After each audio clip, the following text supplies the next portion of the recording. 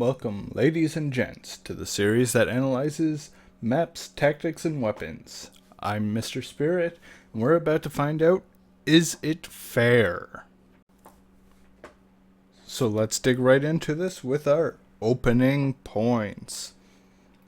Pyro, a force to be reckoned with, but is it really? Players complain about WM1 consistently. The real question that needs to be asked is it fair? So let's take a look at the weapon that will be discussed in most contexts. The flamethrower. Pyro's primary. This also covers his unlocks as well, but we're going to stick with his primary flamethrower.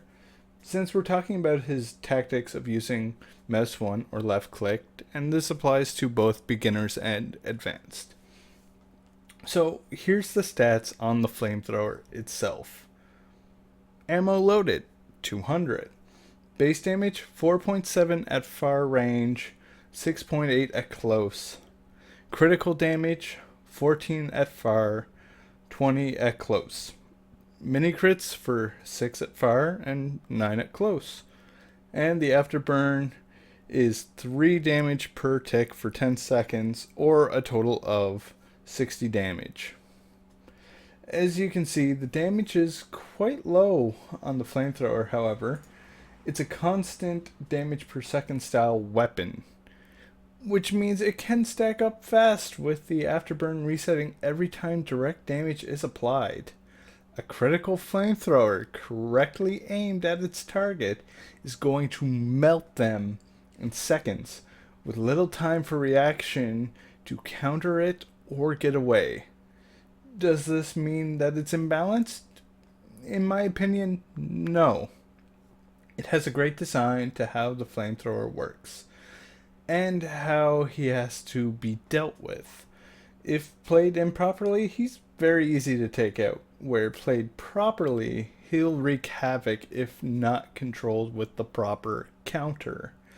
So the big question is, how is it fair that he can deal a lot of damage so quickly? This answer comes down to a few things that we're going to cover in our tactics and play.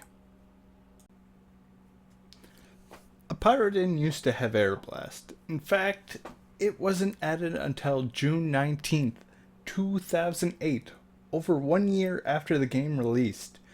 The original way to play Pyro was by using tactics such as ambushing, using side pass, and guarding choke areas that people wouldn't check corners in.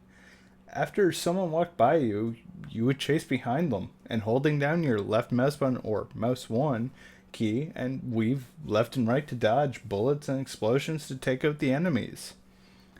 Just imagine not being able to control your enemy's movement with your right click or air blast, or being able to melt someone really quick with your only primary weapon. This class would be broken.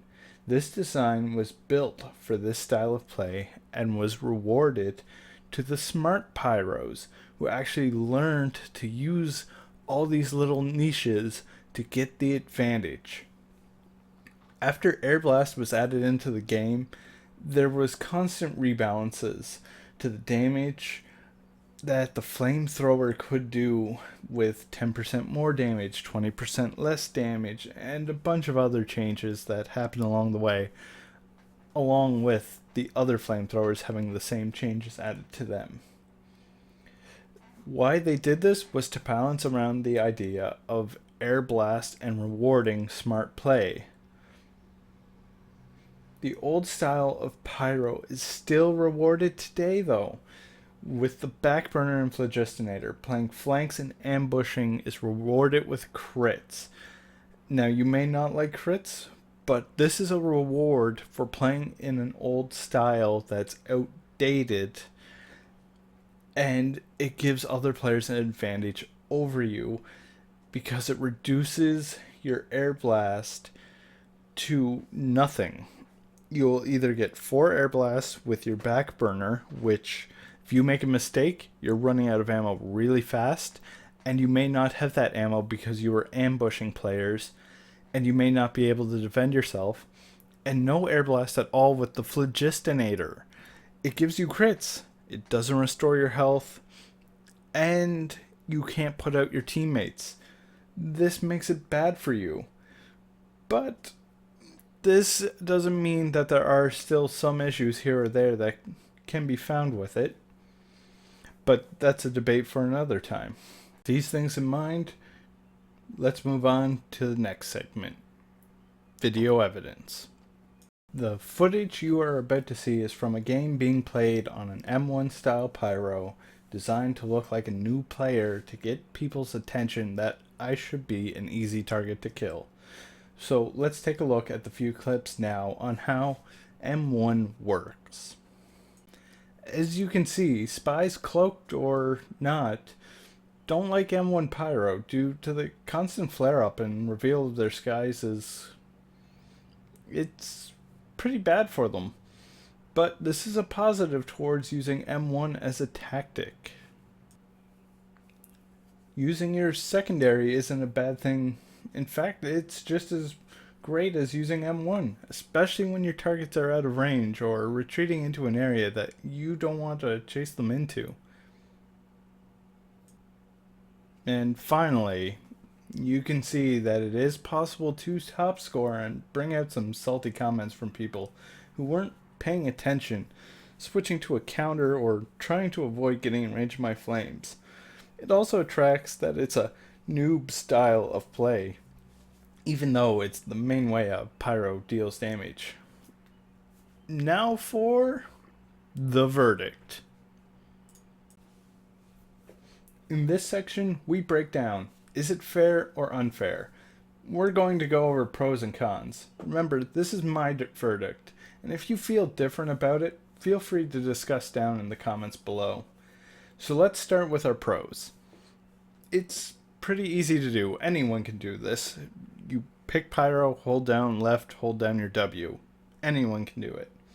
It has a good damage output versus a shotgun or flare gun by themselves. It is the primary weapon. However, that doesn't excuse using your secondary when you're out of ammo or someone gets out of your range. It's easy to learn, but it's hard to master and perfect. It's a skill that comes with time and practice, but anyone can just pick it up and go right at it.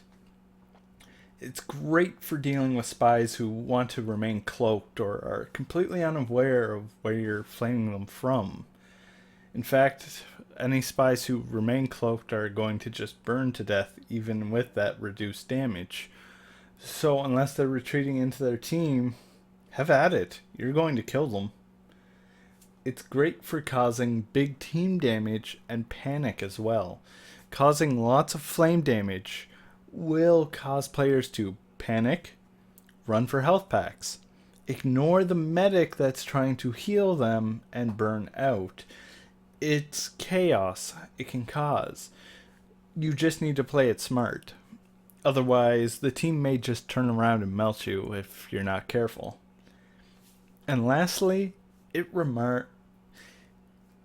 rewards smart play.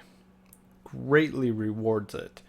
From being able to learn to get around easier, to killing people, and depending on your flamethrower, you may be getting crits off of it with the backburner or the Phlogistinator. It is a style that's comparative to Spy and Scout with a different method of dealing the damage. Now, let's hit the cons. It's very hard to master when starting out. You're not going to know the maps. You're not going to know your side routes. You're just going to constantly run at people. It's not going to be an easy uphill battle. It's going to take some time, but if you practice, you will get there. This leaves you very open and vulnerable if you're not careful. If you keep chasing someone with M1, you may end up in the middle of the enemy team. And this is going to get you killed. It may lead you into a sniper lane with a free shot for the sniper. It's going to do a lot of things if you aren't paying attention. It doesn't work on spies who pay attention, or trick stab too. If you're unaware of a trick stab or don't have the means of stopping it, or you just weren't being careful enough, the spy's going to have the advantage over you for just holding down that M1 key. And it is very, very possible of dying that way too. So be very careful if you think you can easily kill a spy who isn't cloaked with it. It doesn't help your team in terms of extinguishing and protection. What does holding down M1 do to friendlies? Nothing. Absolutely nothing. Your mouse 2 is what helps your allies. So you may want to consider this a downside, a major downside, especially if you're playing with the Phlogistinator, because you're usually not going to be extinguishing allies unless you're carrying the Man Melter with you. It requires you to be close to the enemies to kill them faster. This is a major downside to the flamethrower. You will be in killing range for both you and the enemy, depending on who you're fighting. If it is a heavy, his minigun out-damages your flamethrower. If it's a soldier who knows how to aim, he can get away from you, and on top of it, probably juggle you up and kill you with an air shot. If it's a demo man, he can put a sticky at his feet and separate both of you from each other. If it's a spy, trick steps. Scout depends on how good his aim is, but he can melt you in 2 shots faster than your flamethrower can melt him. As said, it is a style that rewards for smart play. It punishes anyone who runs dead on into their enemies. If you hold your M1 and W and run straight at the enemies where they see you the whole time, odds are you're going to die. You will be back in respawn starting over and over again. Play smart, play the flanks, play side routes, play anywhere that isn't the main path where you will be spotted. Take the high ground to jump down on people. Take the low ground. Sometimes it works, especially if you use your flames right. Otherwise, you're going to have a bad time. And the last thing that's a con, it can lead to tunnel vision. And it can bring you into a lot of lose-lose situations, such as you run out of ammo and can't air blast to counter that soldier. You run into the enemy team.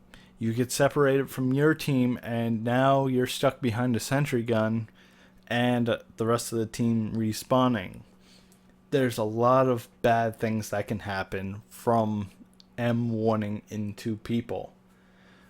So, with the pros and the cons out on the board, I would have to rate Pyro's M1 tactic as a fair use.